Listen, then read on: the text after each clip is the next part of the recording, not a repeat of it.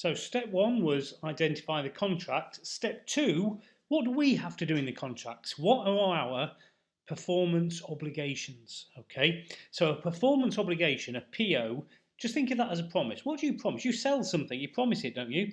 And what you promise doesn't even have to be written down, doesn't have to be a policy. What it could just be, well, that's what we always do in our business practice. Okay, so what's your promise?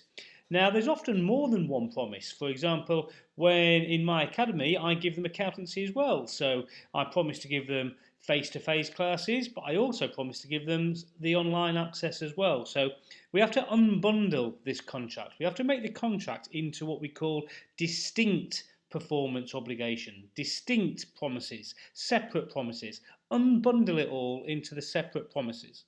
So what does distinct mean apart from separate? Well, we'll look at it in more detail in a minute, but basically means you can benefit from it alone. So can a customer benefit from accountancy on its own? Yes, it can. Can it benefit from face-to-face teaching on its own? Yes, it can. Okay. Now, if you're giving them things that are pretty much the same, then you can bundle that all up into one big promise if you so wish. Okay. So step two is look what we're promising, and then break it all down into those separate promises, those distinct promises, distinct performance obligations.